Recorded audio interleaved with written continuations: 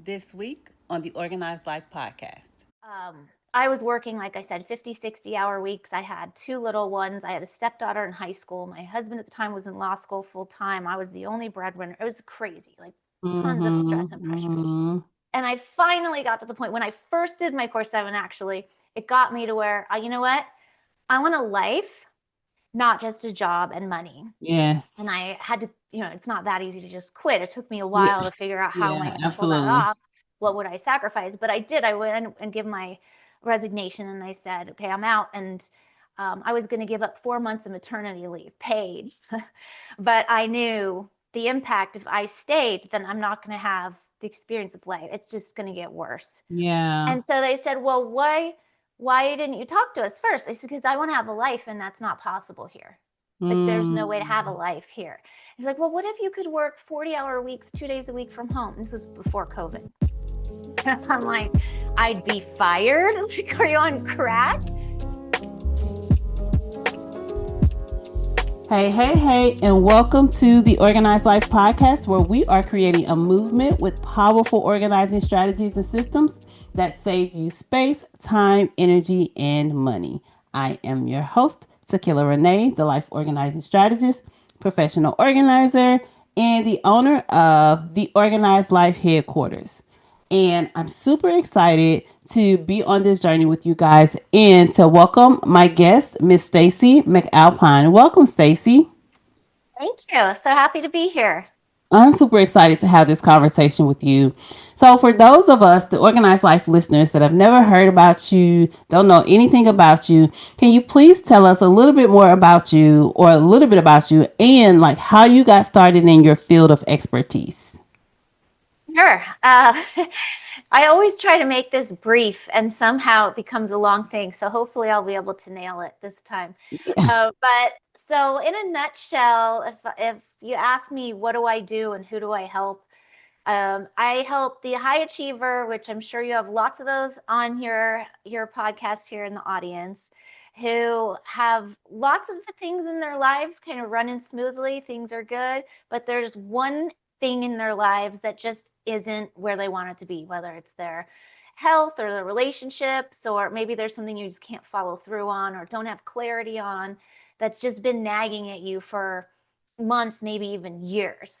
And I help you identify what is it that's keeping you stuck, what needs to shift, and then map out that path to finally get from where you are to where you want to be, but in a way that you can actually enjoy the ride along the way. So Mm. that's what I do. My background actually is not in coaching, it's in consulting, which is its own version of a coach, I guess, because you're coaching Yeah. businesses versus individuals per se. But I was doing things like change management, process improvement, project management for big companies like Google and from organizations around the government, like Department of Homeland Security or Department of State, like you name the department, I probably did something. Mm-hmm. um, and doing big things, complex change. But in the end, change comes down to the individuals. So no matter what it is, whether you're standing up the Psychological Health Traumatic Brain Injury Center of Excellence for the Department of Defense, which is one of my projects, to implementing an IT system to just waking up and following through in your life. It comes down to a single person that needs to make the change for the result to happen. So you Mm. can come up with, here's what we want to do, here's the process, here's everything we're going to make happen. But if the people within that organization don't do it, the change doesn't happen. So all the things I was doing really did come down to adopting the change that needed to occur. So Mm. what I realized was I was making all this change happen for organizations, but in my own personal life, I'm like a big personal development nerd. I think I had my first Franklin Covey planner when I was in high school. you know, the Seven Habits was one of my first books I ever read, probably in my like before I even went to college, and just as a sponge. And I'm sure people who are listening, you could probably relate to that. You like to learn new things, how to Mm. make things even better or how to make shifts to address something in your own personal life, right? Not just all about work. And so I wasn't getting the results in my own life. There were certain things that I wanted to do that wasn't doing. And I thought, if I get the government to change, I should be able to Mm. get me to change, right? There's something that's missing. And I didn't really see any solution per se in the personal development market. There's lots of great ideas, but then it comes time to apply it to your own life. And that's like one of the hardest parts. You can have so many aha moments, so many highlights in the best book ever. And then it comes time to activate that in your own world. And it's not just a cookie cutter way Yeah. of doing it. There's a lot of customization that would need to be made, or a lot of different things of, well, what do I start with? What do I stop doing? What do I start doing? So I decided I'm just going to pretend I'm a client than I as a consultant. Yes. What I do with my client, and what if I just pretend I'm that client and do that exact thing to myself? So I started applying some of the methodologies and the frameworks that we would use when we'd go in on multi-million dollar contracts. Mm-hmm. Where you need to get the result. Like they're going to give your team $1 million to come in and fix something. You better fix it. That's And right. so we weren't just guessing. It was, we're going to rinse and repeat this process that works. We're just tailoring it to whatever that client is, whatever their specific challenge is. But there's certain steps in certain order that when you follow them, you get the results. If you break that pattern, or if you just go in kind of ad hoc, the results odds drop dramatically. So that's what I decided to do for myself. I started applying those things to myself.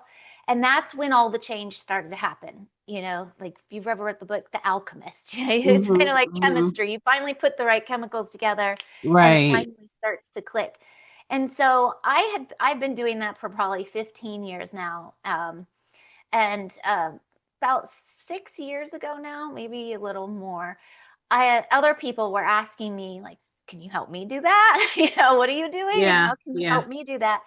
And there's so many people out there that could use a shift, that are in that same spot. And I've just always been a systematizer, if you will. Like if it works for me and there are other people that have that same challenge, why Yep. will I keep that secret to myself? Like I want to help other people not have to figure it out on their own. So that's when I started my company, Journey Fuel. I shifted out of helping organizations and started helping individuals in their own personal lives get results for themselves and not Yeah. just companies. So Mm-hmm. Mm-hmm. that's my quote unquote short version of where I am and what I do. Yeah. So, to all the organized life listeners, if the reason you are feeling stuck or you're feeling disorganized isn't about motivation, but it's about a lack of structure, this conversation is for you. So, Stacy, when you think about the organized life, tell me what comes to mind. So, one of the biggest differences that I found, and it's because what I do isn't just what I did for companies, it's like all these years of personal development and learning all these different things. Like there's Tony Robbins, right? There's Stephen Yep. Covey, there's you name it, right? Brene Brown, like they all have these great ideas. But I've found there are certain things here that if you put this with this and this with Yep. that, and then you integrate it, it becomes more powerful and really starts to make a difference. So it's not boring. It's um it's still got that personal feel to it. So what I found was even in personal development, they always start with like, what do you want? What is the thing you want? And I Mm. used to paralyze me. It's like if I knew what I wanted, I would do that. It's like telling a working mom, why don't you take a nap, or maybe go to the gym? Yeah. Like that sounds great. How am I doing this exactly? With what time? And so it's if you start there, it can stop the ability to really see the solution. And a lot of times we're just so close to it that we can't even see what's right in front of our face.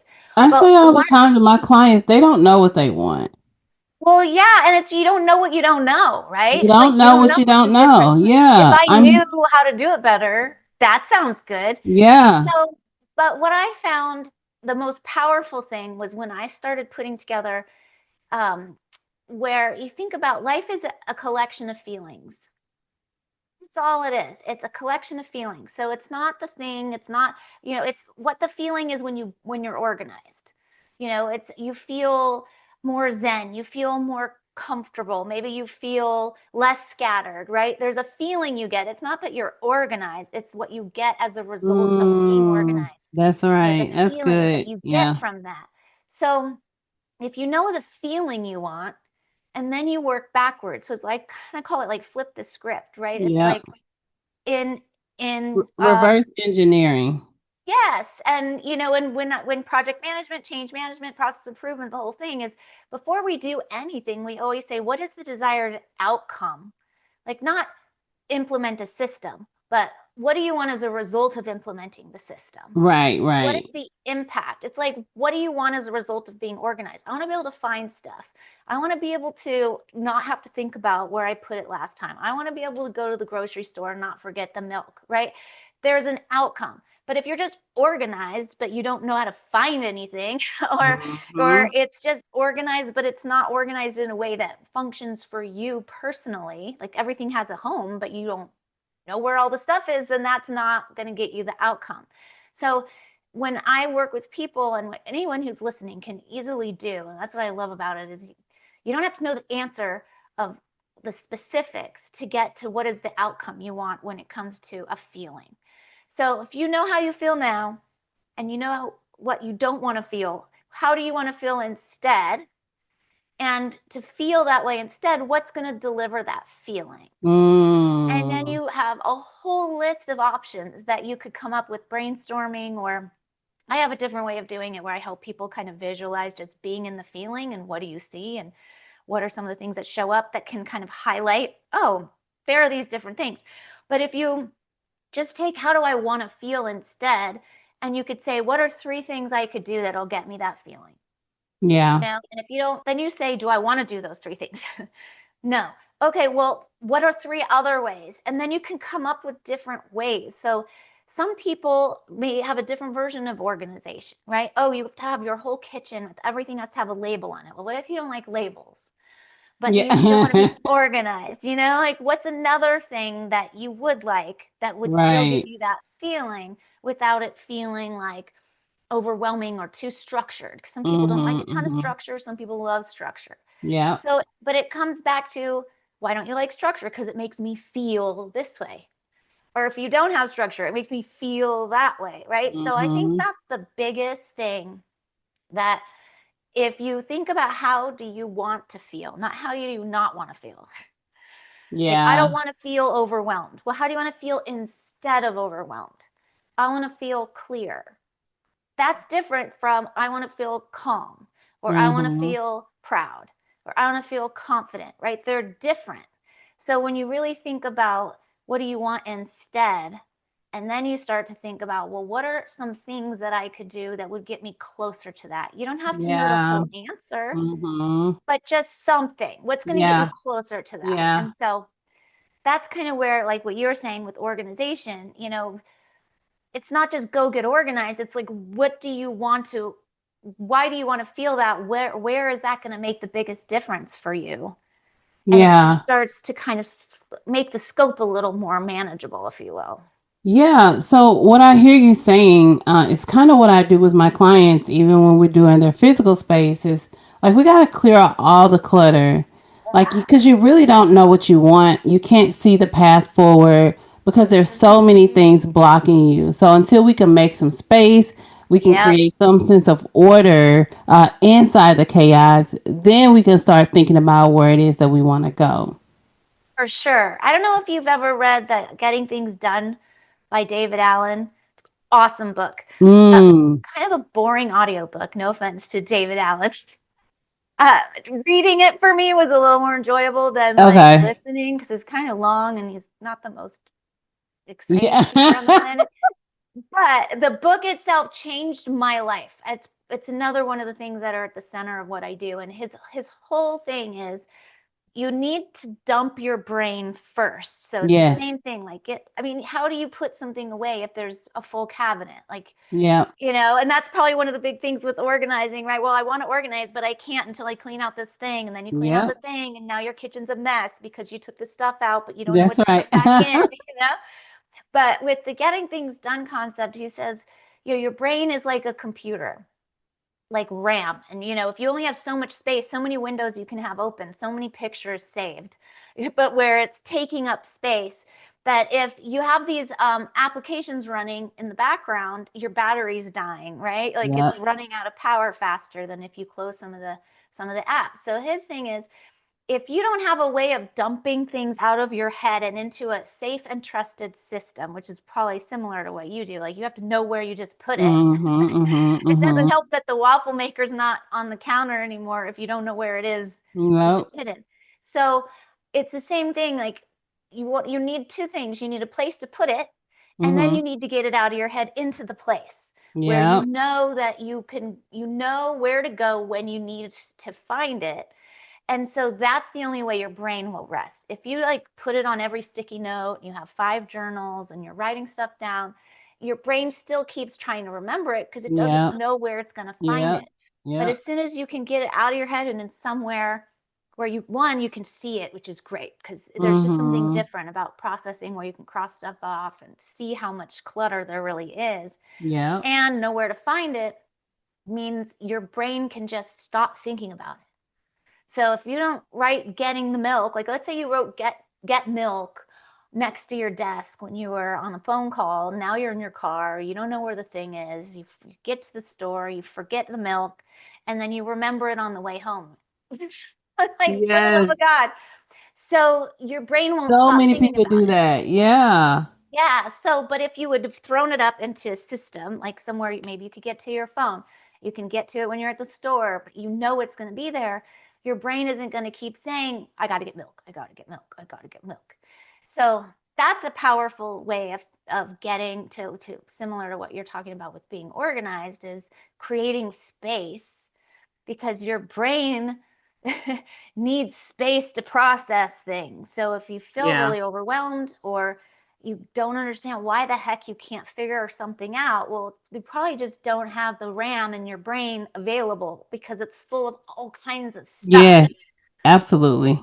Yeah. Yeah, that was good.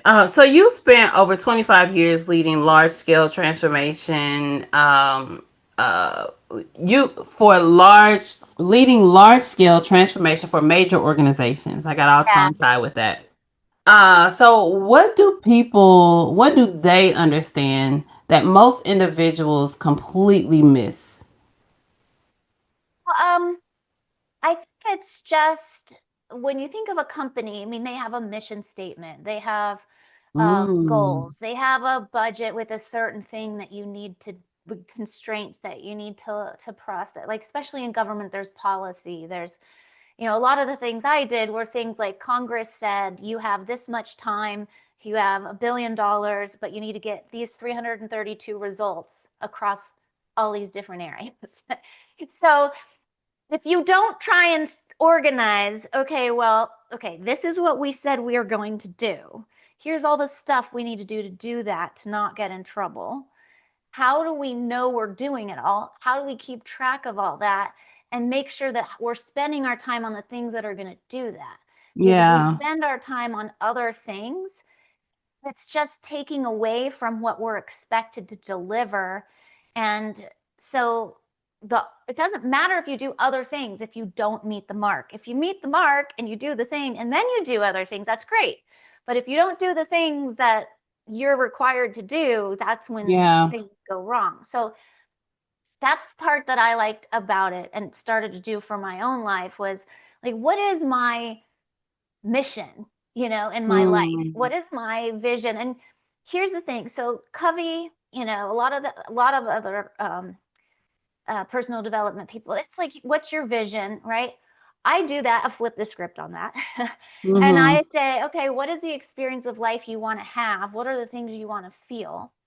And then identify what are the 7 things that if I do these things, if I have these things in my life, will deliver that outcome. mm-hmm, mm-hmm. So I have a whole process of, do I call it the core 7, where um, you know that if you take one of those things away, there's going to be what I call an empty space, like something's going to be off.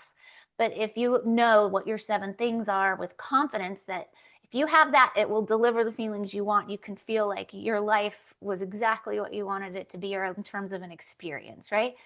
Then you now have a litmus test. You now have a way of managing the scope of your life, if you will. Right. So Yeah. when you're making decisions, you have a way to say, does this line up with one of the 7 things that is going to deliver the experience of life I want? Yes or no? And it makes every decision much simpler. Mm. It Yeah. creates capacity, right? Because you can easily filter things out that don't Yep. matter, that Yep. aren't going Yep. to. And it also highlights the things that you think you need to do or should do that might not line up. And so the way I talk to my clients about that is if you can't align one of those 7 things to a choice that you're making, then what's the worst thing if you don't do it? What is the impact? Are you going to go to jail? Are you going to lose your Mm. job? Is your child at risk, right? Like, but you do your 7 things. Like, is it going to affect one of these things in a negative way if I don't do it? Well, no. So if if I do and then something else happens, like why do I feel like I need to be doing this? And then if you feel like, well, I can't just cross it off because this my boss will fire me and I really need my job. Well, I mean, technically you could probably line that up with one of your core 7 because if freedom or financial freedom is one Yeah. of yours, it Yep. could Yep. relate. But if something's not, like let's say your neighbor Ed is a total creep, Yeah. but he comes over and asks you to mow his lawn while he's out of town. That's not adding value to your life. You're not like you don't even want a relationship with this guy. He's like a Yeah. totally toxic guy. But and you say yes. Well, now the time that you were going to spend on something that does line up with what does matter to you, you're now being taken away and mowing Yes. some creep's lawn. For Yes. what reason? Just because you want to make him mad? Like who cares if he's mad? Or if he will get mad and like ruin your life and become like the HOA police or something, like, and now it does affect your life, then you can think, okay, well, I don't really want to mow his lawn, but maybe I can get Chad across the street to do it. So then he's happy. He doesn't think that I'm a jerk and he leaves me alone, but I'm not Yeah. mowing the lawn. So I know that's kind of a random thing, but it's that line of thinking. No, that's a First, perfect scenario. yeah, Yeah. because that's such a normal thing that we can say Yes. yes to. Or even if we say no, we do want to think about the impact of saying no as well. Like I Yeah. have a right. Yeah, I was gonna say, one of my biggest struggles used to be was saying yes to too many things. And when Mm-hmm. you say yes to too many things, you're also saying no to some things. So you got to make the decision to see what's lining up with your purpose and your 7 core things, like you were talking about. Because if you don't, you'll always feel like you're spinning your wheels. You won't feel productive. You won't feel powerful. You won't feel like you're achieving goals and all those things. So I was just spinning my wheels doing a lot of Yep. things for a lot of people, and they weren't even pushing me towards my purpose. And so I talk to my clients about that too. You got to say yes to the right things. What are we trying to do? What are we trying to accomplish? And you got to say no to the wrong things, right? If they're not aligned with your purpose and what you're trying to do, listen, we got to do something different. Like you can outsource that thing that you're talking about. Like I told my Right. one of my clients, you're the executive of your home. You can Yes. outsource dog walking to a child. Okay, Yep. walking them up and down the street. You have teenagers. That's not something that the executive of the home should be doing unless she desires to do that, right? Cleaning up the pool, like she's doing things that she doesn't have to do. So we gotta say yes to the right things and no to the wrong things, because inevitably you'll be just back where you started, even if you try to start making some momentum. If you continue to not say yes to the right things and no to the wrong things, you just won't be making any progress. Right. And, the thing with that is a lot of people will say, oh, well, that sounds great, but who am I going to get to? It's quick to be able to say, well, that's not possible.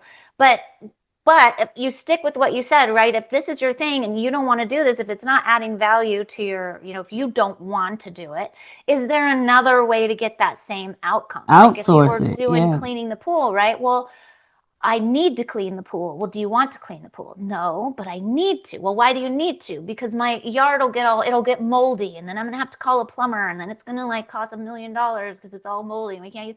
Okay, so you want the pool clean. Right. So what are the ways that you can get the pool clean that isn't you?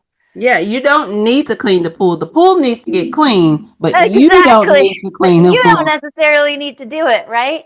One of the things too that people can use, so one of the things I usually have folks do when they're in anything where I start blabbing and could totally work with anytime they tune into what you're doing, there's going to be these tips that come.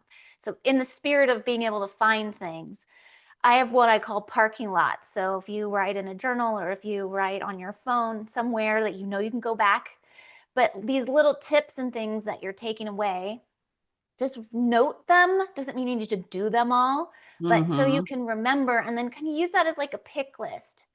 Pick one thing that you're learning out of this. Pick one thing, every time they tune into you, but one thing that you're going to do, but keep track of the rest. So you're in your head not remembering, oh, I remember that thing, or why am I not doing that, or I should be doing Yeah. this. But you just capture it so you have it. Mm-hmm. There's a lot of great things, but one of the things that I do is it delegatable?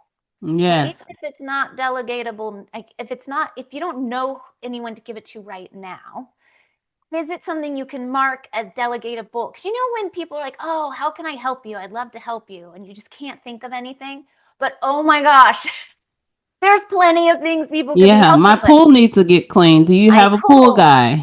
Yes, right? Because somebody might even know a pool guy that's like Yes. loves pools and doesn't charge and goes around the neighborhood with the truck. Yeah. Does anyone need a pool?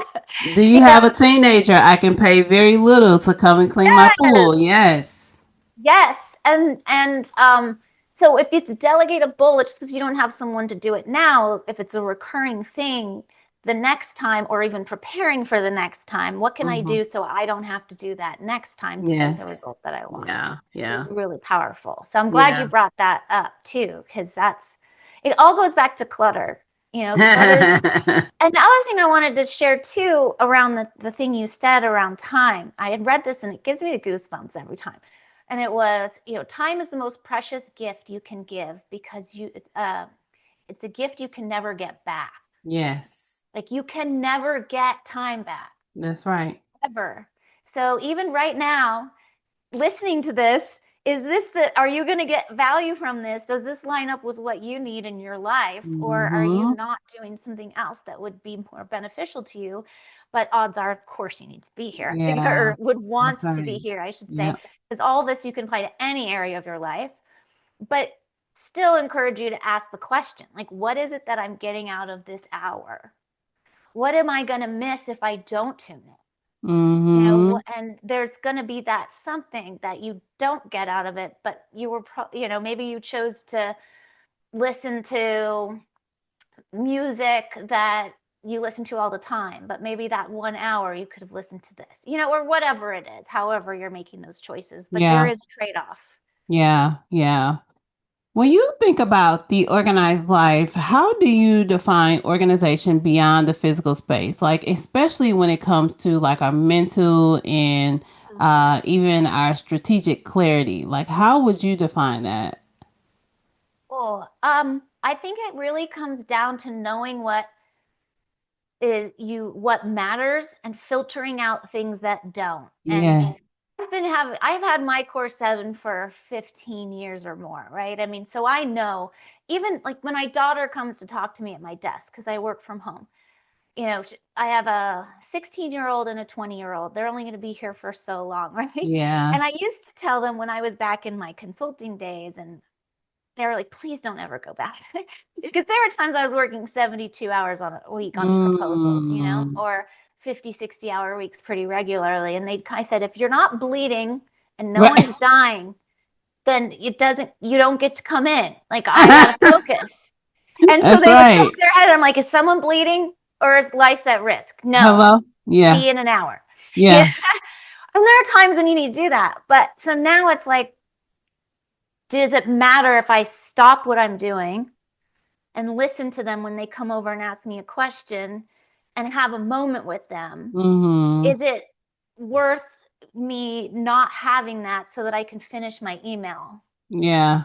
It just kind of puts it into perspective because one of Yes, my core seven absolutely. is tight knit family. Like it really matters to me that I have a relationship, not just take care of my family, but like that we're close and connected. And but that will cross my mind because I have the core seven in my head at all time, Yeah. every decision. So when you can get to that, Mm. it's even like, do I work out or not? Well, I'm really tired. What if I don't do it? Well, is it that big a deal? Well, Yeah. maybe let's say you're going to get sick or you're literally that tired. What's the impact to your life if you get sick or if you push yourself or what if you hurt your ankle, right? But if you do it multiple days in a row, then it becomes, wait, no, that's actually going to impact it. So but you do want to weigh it. It's not always, well, this matters, so I'm going to do it. Well, what if you do this when this is happening? Like there's another priority over here. How can you, decide between those two? But you can still, it comes back and organized in the sense that you're making choices that are going to add value to your world and not detract. That's how I think about it. um, it's like at work. So actually, one of the best things that I did around this was, I was working, like I said, 50, 60-hour weeks. I had two little ones. I had a stepdaughter in high school. My husband at the time was in law school full time. I was the only breadwinner. It was crazy, like tons of stress Mm-hmm. and pressure. Mm-hmm. And I finally got to the point when I first did my core seven, actually, it got me to where, you know what? I want a life, not just a job and money. Yes. And I had to, it's not that easy to just quit. It took me a Yeah. while to figure out how am I Yeah, going to pull that absolutely. off? What would I sacrifice? But I did. I went and give my resignation and I said, okay, I'm out. And I was going to give up 4 months of maternity leave paid. But I knew the impact if I stayed, then I'm not going to have the experience of life. It's just going to get worse. Yeah. And so they said, well, why didn't you talk to us first? I said, because I want to have a life and that's not possible here. Like there's no way to have a Mm. life here. He's like, well, what if you could work 40-hour weeks, 2 days a week from home? This was before COVID. I'm like, I'd be fired. Like, are you on crack? You can't do that in this industry. That's not how it works. He goes, well, I said, name one manager, because I was trying to make director when I was at PwC, PricewaterhouseCoopers at the time. And I was 6 months away from that promotion. And I said, name one manager who has ever made director, working 40-hour weeks, 2 days a week from home. And he kind of looks away. And then he looks at me, he's like, I think you can do it. Like, why? And he said, because I think you do too much. He didn't tell me what I Mm. was doing that was too much. But he's like, I think you can do it. And I thought, okay, well, I already had kind of a backup plan. I was going to go work for the government, actually, of all things. Um, so I was like, well, I asked them to hold my job. Would you hold my job, like the government job, if and hold it till October or something? Because I think it was like April. And I thought, well, and they said yes. So I'm like, you know what? I'm going to try this whole 40-hour week, 2 days a week from home thing. And if it works, maybe I stay, maybe I don't. But Yeah. at least I have a job as my backup plan. But what I did was I At said, least you I looked, tried it. yeah, well, and what I did was I wonder what is it that I'm doing too much of? And you can apply this to your life in every way. I Okay. mean, at work in particular. So I looked at, here are the expected things that if I don't do this, I get fired. Like these are the things that are expected of me, Mm. minimum standards, right? Because we have a lot of metrics in Yeah. consulting. Like, yeah, their sales number, your revenue number, like you got to coach so many people, you got to do whatever. And only that. So I said, okay, I'm going to only do stuff that contributes to this. If it doesn't contribute to this, I'm going to say no. And it was amazing. Like it was, you do a bunch of stuff. People are like, hey, can you finish this thing? Or, hey, let's go to this happy hour. And some happy hours were important, some happy hours weren't. Yeah. Yeah. So, but I just stayed if I have to what am I going to take off my plate? What am I going to say no to? What contributes to this? What doesn't? It's the same concept, but you do it at work. And I will tell you, I did it. I worked 40 hours a week, 2 days a week from home, and made director in 6 months at a big four consulting firm. So that's what taught me in the beginning of the power of staying Mm. true to, here's what matters, here's what takes away from what matters, Yeah. and your I w- time. yeah. I want you to tell the Organized Life listeners, you can tell us your core seven or just give us some examples of what Mm-hmm. core sevens are possible for people? Yeah. So mine are tight knit family. And you'll notice from my words, like I chose them in a way that there's like a heartstring connection to it. It's kind of like a Mm, Tony Robbins style where you add emotion to create that energy around it. So it's not like mm. health or family Right, or like right, right, right, right, I'm right. very anti wheel of values Yeah. person. In fact, I don't ever start with that ever because you're automatically telling people up front, these are the things that matter. How are you doing within this stuff? Just keeps you from really ever connecting with what do I really want, really. So we start from scratch, start from the feeling. What's going to deliver the feeling? Then you Mm. narrow it down to seven. So mine are tight knit family, Okay. um, uh, immersive well being, which became my version of health because I had a bunch of different ones for that. And I wasn't following through on things that were good for me. Like I wasn't working out. I wasn't, and I was Yeah. like, well, I want to go back to how I'm describing this to myself, and my why must not be strong enough, or I'm not motivated enough to do it. Mm-hmm. So I went back, and that was really when you think about the outcome. Why do I want to work out? It's not necessarily to fit into that thing, though that would be great. It's like I want to feel good in myself. Like I want to feel Yeah. immersed in like a well-being person, right? That's so I changed that worked. It worked. So Yeah. well-being. I have life immersion. So immersion is a big deal for me, where you kind of go all in on it. Like you're not just kind of if you're somewhere and you have an opportunity to participate and swim with a dolphin, like I'll go swim with the dolphin instead of saying no. Like immersion, really experiencing life. Mm-hmm.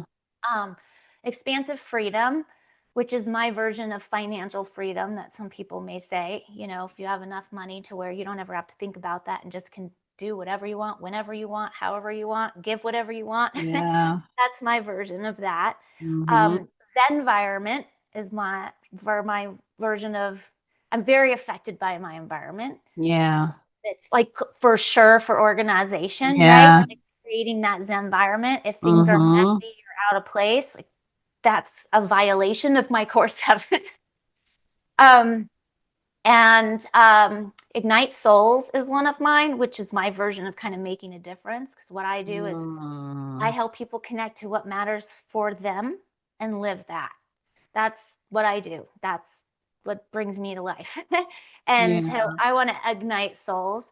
And then enriching connections. And that one is around just in general, being connected with other people, but using the word enriching on purpose. It's not just like Yeah. social life, it's not, networking. It's, am I getting something out of this? Yeah. And how do I contribute to that so that I have enriching connection? Yeah. So those are my core seven. Those are cool. Yeah. I like how you put it. You're very strategic in the way that you acknowledge your seven core. I like that. And it's amazing when I was just rewatching. I used to do what I called Walk the Talk Weekend, which was a 3-day thing where I was helping people identify their core seven. And people who'd never even heard of, I mean, pretty much anybody that's ever come to me hasn't ever taken the approach of the feelings starting point. We're not naturally taught to think about, well, how do we want to feel? It didn't really matter when Hmm. I was growing up how I wanted to feel, No. but it's very powerful. And you're in a place now where you do get to choose. I mean, you are choosing things in your world. And if you don't have clarity on what you're choosing toward, it makes it cloudier, makes it harder to make choices that are going to be in alignment. So, but if you think about that, it was very people hadn't done their thinking around that in the beginning. And a lot of times their first set of core seven was like security and integrity and um, friendships, but then on the other side of it was, oh, it's abundance instead of security, or it's it was interesting. One of my clients had cabin full of love as one of hers. And I'm Hmm. like, what is, and that was having a home that she felt like was her safe place, and like friends could come in and it was just this Yeah. beautiful Yeah. thing. And that was one of hers. So they're just not things you'd find on a wheel, Yes. of values. And Yeah. it just gets you to really think about, How You good I find want it in your heart. it does. Yeah, and that's the test that I put everyone through is does it hit a heartstring, yes or no? And Mm-hmm. when I was rewatching it, I'd be like, that sounds a little boring. Yeah. Doesn't really light you up. I mean, in the end, it doesn't matter what I think. It matters what you Yeah, think because it's absolutely. yours. But I'm sort of like the boring police where I'm like, that sounds like a should to me. You know, is that Mm, a should? Or, you know, and it really is amazing when people's like light just flip on in a way that you've never seen it before when it clicks. And for all the listeners, you know, you can even imagine if you knew exactly like the feeling you were going for, even that alone can give you a totally new yeah. way of thinking, you Mm-hmm. know? Yeah. So, Stacey, we're going to do a little fun thing right now. We're going to flip the mic and we're going to give you an opportunity to ask me a question. So, the floor is yours. So, and I didn't tell you in advance what my question was going to be. I was going to see what came up for me while I was doing this. Yeah. Would you be able to name your core seven off the top of your head? No. See? And I bet everyone can have the same reaction. And it's not like you did something wrong. It No. it just takes a new perspective and new thinking for it, right? Yeah, and the reason I can't is because that's one of the reasons I wanted to hear yours because I'm like, let me think about what mine could Mm-hmm. be. Is because I'm very strategic, and so I'm gonna be very thoughtful in my process of creating them. I definitely have basically this probably the very similar categories as you, but I'm definitely sure that I would name them or call them something else that touches me.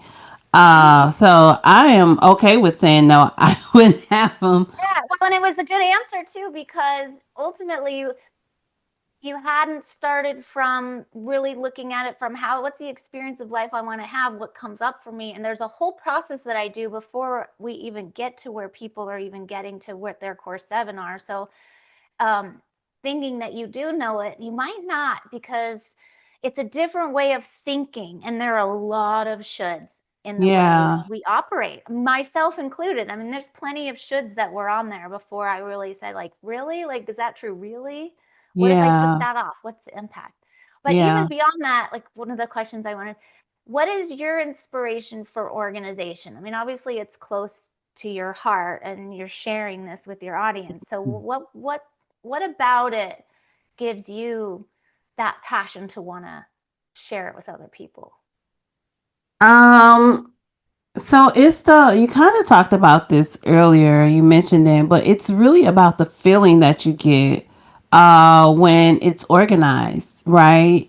So I've always been an organized person since the beginning of time. Like I've been organizing uh, in my parents' home for many years without permission. Like I was just doing things that I thought this is just a better way, you know. And my mom wasn't really organized. I mean, we had order, but she wasn't organized. It's a difference. Living a life of order, doing things a certain way, but really being strategic with where you're placing things is Yeah. it makes a difference. And so I started doing this for my family and friends. I mean, I was a teenager in my early 20s, my early 30s, helping people get organized, like going to my family's house and be like, hey, can I organize your pantry? Well, I wouldn't say organize because I didn't have the verbiage for it. I would say, can I fix your pantry? Can I fix your closet? And then I would do it and I would love the way that it looked. And then they would love because it was all about me initially, Yeah. right? And I liked organizing, doing the thing. And then I started seeing how people responded to it, and then people asking me to help. And so initially, it was about what I wanted because I'm like, this is a mess, and I can fix it for you. And I know the way I do it, it'll be better. But then it Yeah. started becoming how I can help people and how I saw the benefit of how it was blessing my life, how it was blessing other people's lives, and how I just wanted to continue to touch other people. And I realized that people were actually getting paid to do what I had been Mm, doing for free for so many years. which is amazing. Well, and that's, you know, what I love about when you think about what is it that you enjoy.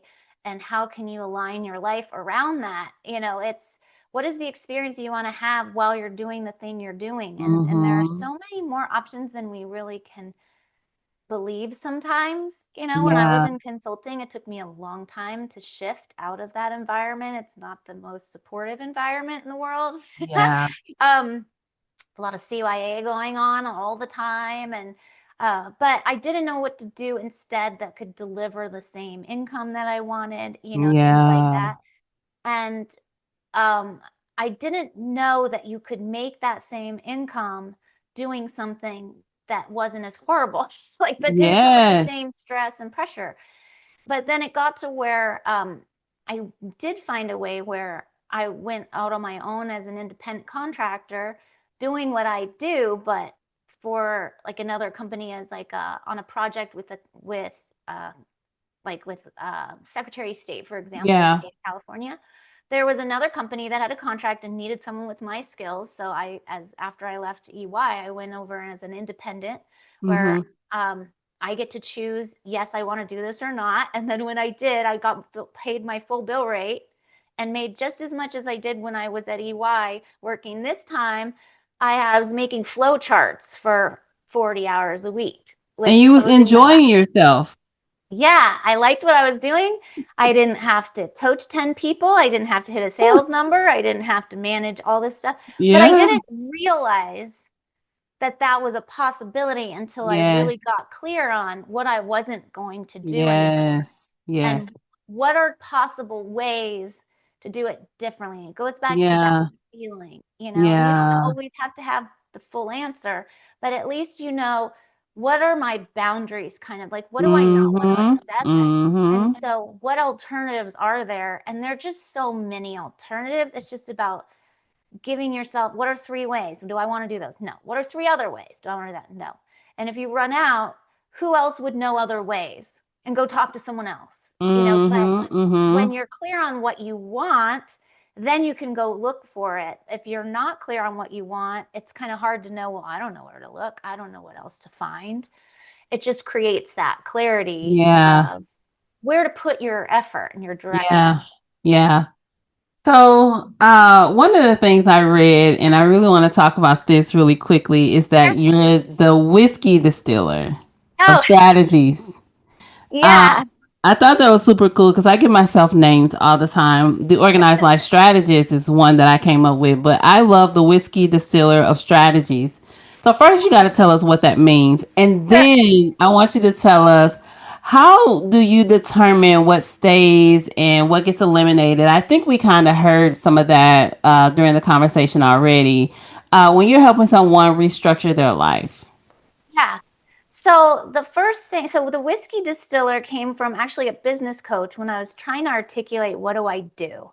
Yeah. Because I'm not like a traditional life coach Mm-hmm. because I apply strategic methods that are used in, the consulting world and organizations to the back end. And I'm much more about the implementation.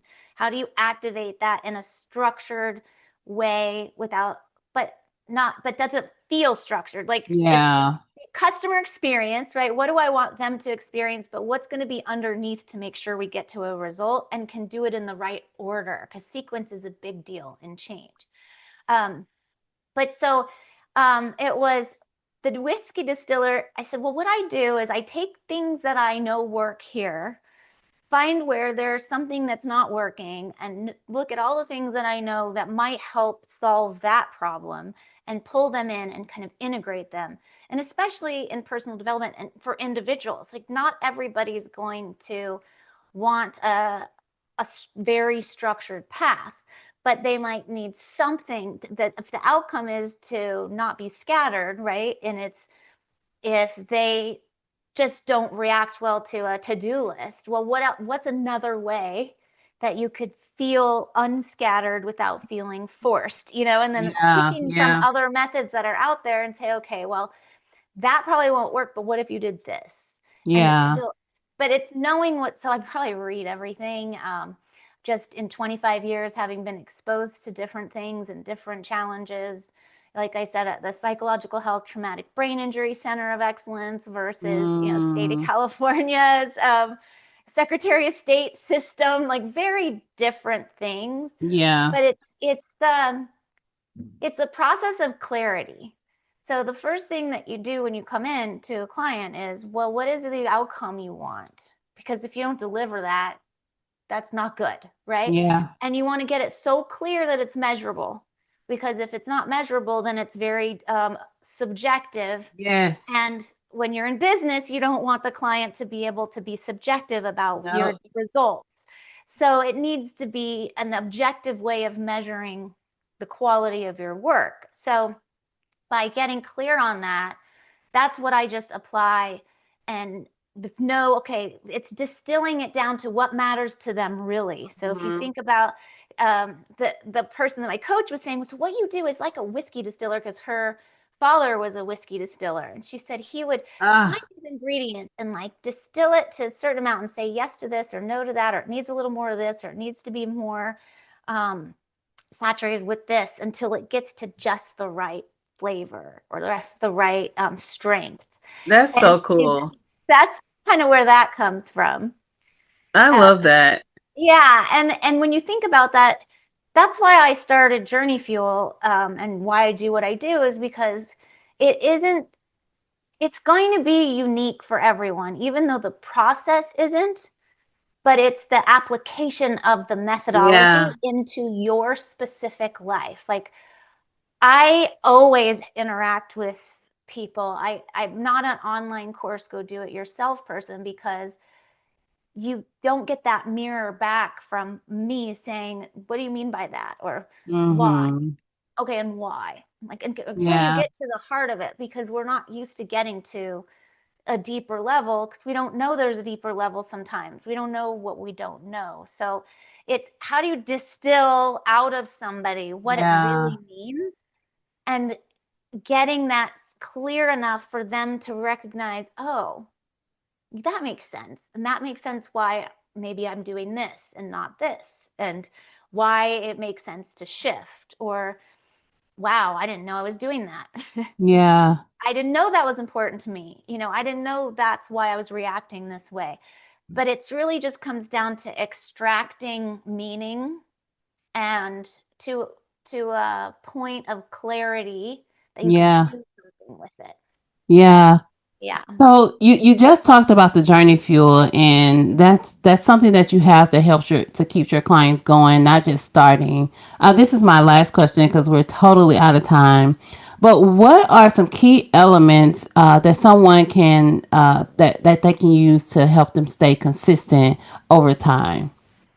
Oh, the best place to start. So I created what I call like a self assessment. So if there's an area of your life that you want to be different, it could be maybe you just want more clarity about what you want. It could be that one of my clients was losing the last 10 pounds, was pissing her off because she just could not lose these last 10 pounds and she didn't understand why. Or it's not having enough time and wanting Mm, to shift how you want to use time. It comes back to what is it that's keeping you from doing that? And so the self assessment basically takes you through a set of questions that by the end will tell you here's where you're stuck. Like without this, um, you don't need to keep going over here or stop doing this. And this needs to be done first because right. in change management, it is sequential. So I know we're at the end. So, but there's 5 stages. And if you haven't completely nailed that first stage of what needs to happen to get to the next one, Yep. there's going to be a weakness in the foundation. Yep. And so you want to start wherever you don't have full saturation yet, even if you're Yeah. further along down the path. You want to go back and close that gap and then get to the next one. Because if you're not doing something that you say you want to do, there's a reason for that. So the Mm, self-assessment, it's on journeyfuel.com is where I keep that, or you could go directly to my website at journeyfuel.com. But Journey Fuel Gift is where you can get to the link very easily.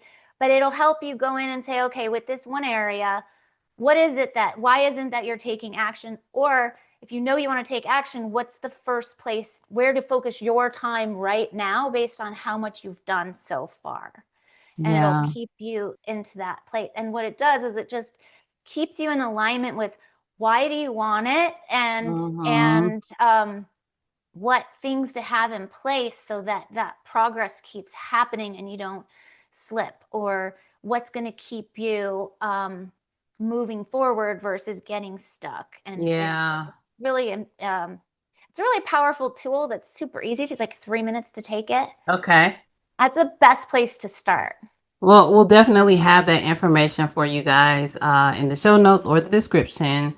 So, Stacey, is there anything else you would like to share with the Organized Life listeners before we leave? You Where know, can they I find you? We'll have that in the sure. description too, but just anything that you want to share and then where they can find you. Journeyfuel.com is my main website. Journeyfuelgift.com is where I put things that are, the latest and greatest of things that I have available that are free resources that you can use. And I would just say, if you don't have clarity on the experience of life that you want to have, or you're stuck, or whatever it is, just think about, okay, what feelings do I want to have instead? And what's one thing I can do to get closer to that feeling? You don't Mm, have to know the answers to everything, but right. just get to what is the outcome you're going for. And that assessment will walk you through exactly how to get that clarity and what would need to be in place so that you can make sure that that's in alignment with the experience of life you want to have, because Mm, we have a lot more control than it might seem yeah. sometimes, but you have to know what you're controlling it to be, I like and that. so Yeah. that's where the clarity is really, really helpful. And Yeah. having a compass, it's enough crazy stuff in the world. Yeah. Just what are your seven Absolutely. things? Yep. Yep. Yep. Absolutely. Awesome. Well, Stacey, thank you so much for being here. This was such an amazing conversation. I cannot wait to go back and listen to it. It's always a different experience for me than actually being here, kind of running the show. But thank you so much for being here. I really appreciate you.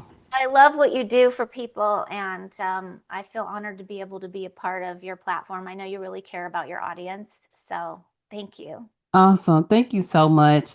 To the Organized Life listeners, remember if whatever strategy or system you're putting in place is not saving you in all four areas space, time, energy, and money you want to revisit it, tweak it, see what's working for you, do more of that. What's not working, we want to eliminate, right? And until next time, ciao.